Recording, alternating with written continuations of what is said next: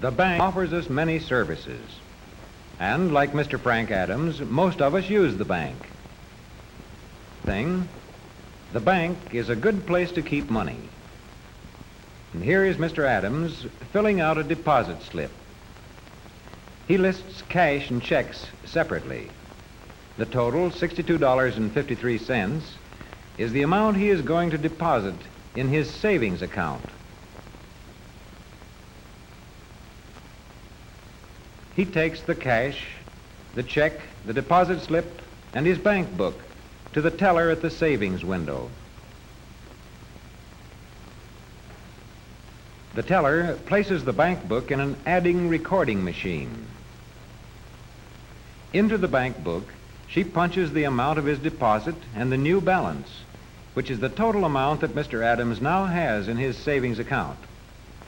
There's the amount of the deposit, $62.53.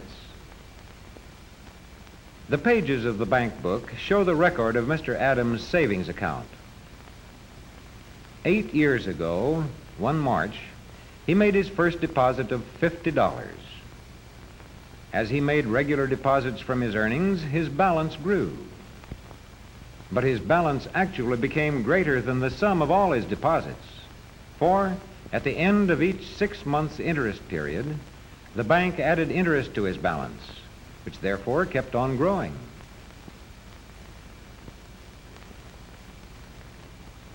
The teller puts Mr. Adams' deposit slip with other deposit slips in this basket. These slips are a record of the money that has come into the bank. And up here, they're checked in the proving machine. The bank's careful methods give Mr. Adams confidence that his savings are secure. And so does the federal government's insurance guarantee.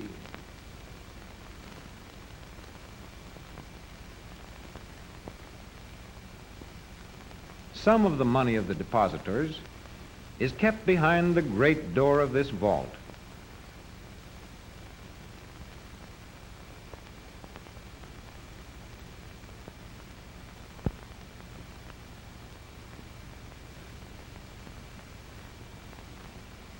Part of the money that comes into a bank is kept in cash.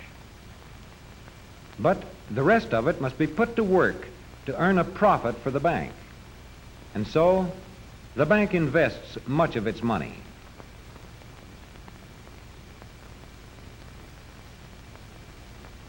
According to law, these investments must be safe investments, such as government bonds, municipal bonds, and mortgages. The bank also invests its customers' money in personal and business loans to reliable people. Here is Mr. Adams with the president of the Elmville National Bank. They're discussing a loan. You've saved over $4,000. That's right, Mr. Smith. I've saved 80% of the capital I'll need to start my hardware business. I see. And now you would like to borrow an additional $1,000 from us. That's right. In your letter here, you explain why you feel this town needs another hardware store. Tell me, Mr. Adams, how much experience have you had in the hardware business? I worked as a salesman for 3 years with the Lewis Wholesale Hardware in Johnstown. And I have managed the appliance department in the King Hardware Store here in Elmville for the past 8 years. That should certainly be enough. And you've been promised a location on Washington Street. Yes, I have, Mr. Smith. Good place for a hardware store. Well, I think we can make you this loan. Oh, that's fine. Will the bank need security? No, I don't think so. As you say, you're putting up 80% of the capital from your own savings. Besides, you've lived in this town and banked with us for quite a while. You have a good reputation. We know you're reliable. I'm glad you think so. Here's the note, and this is where you sign. You'd better read it over carefully first. Let's see. For value received, I promise to pay to the Elmville National Bank $1,000 in monthly installments of $50, beginning 1 month from the date of this note. This seems okay. Fine. And since you're paying the loan back on a monthly basis, we will calculate the interest on a monthly basis, too. The tables in this book will give us the exact figure. Now, let's see. 20 months. At our usual rate, it comes to just $20.43. Now, we will subtract the interest from the principal and give you a check for the balance. That sounds all right. How much will it come to? It comes to exactly $979.57. That's fair enough. Miss Jenkins, will you please make out a check to Mr. Frank Adams for $979.57. Right away, Mr. Smith. Thanks. Now, how about opening a checking account for your new business? Yes. I'd like to do that right away so I can start paying for my furnishings and my merchandise by check. I'll start my checking account. Mr. Adams finds his new checking account very useful. To pay for the $150 worth of merchandise which he has ordered, he is going to draw a check on his bank.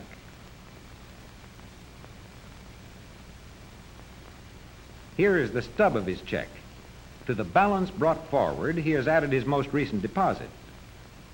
From the total, he subtracts the amount of his present check, $150. He keeps a complete record of his checking account on his stubs.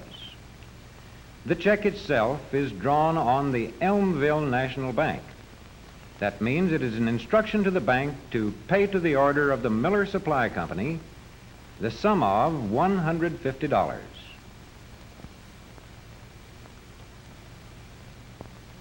Mr. Adams writes the amount in words so there can be no mistake. The Elmville Bank on which this check is drawn will pay out the $150 as soon as the Miller Supply Company endorses or signs the check and presents it for payment. All that remains for Mr. Adams is to mail the check with his order to the Miller Supply Company, which can collect the money as soon as it endorses the check. And here is the check arriving at the Miller Supply Company. The girl stamps or endorses it. But instead of collecting the money direct from the Elmville National Bank, the company does it through its own bank, where the check is arriving right now. This bank can collect $150 once it places its own endorsement on the check, as it is doing here. But instead of collecting the money directly, it uses a more convenient method. Like many other banks, it sends its checks to the Federal Reserve Bank for collection. The Federal Reserve Bank is set up to handle thousands of checks from hundreds of banks in a single day. All these banks save themselves a great deal of trouble by collecting on checks through the Reserve Bank. The Federal Reserve Bank collects the money direct from the banks on which the checks are drawn and returns the checks to these banks. And so, Mr. Adams' check reaches the Elmville National Bank, where it is canceled to show that $150 has been paid out of Mr. Adams' account. As proof, the canceled check will be sent to him along with his monthly statement. And here Mr. Adams is serving a customer in his hardware store. He is building up a prosperous business with the help of his bank loan and the money he has saved over the years in his savings account.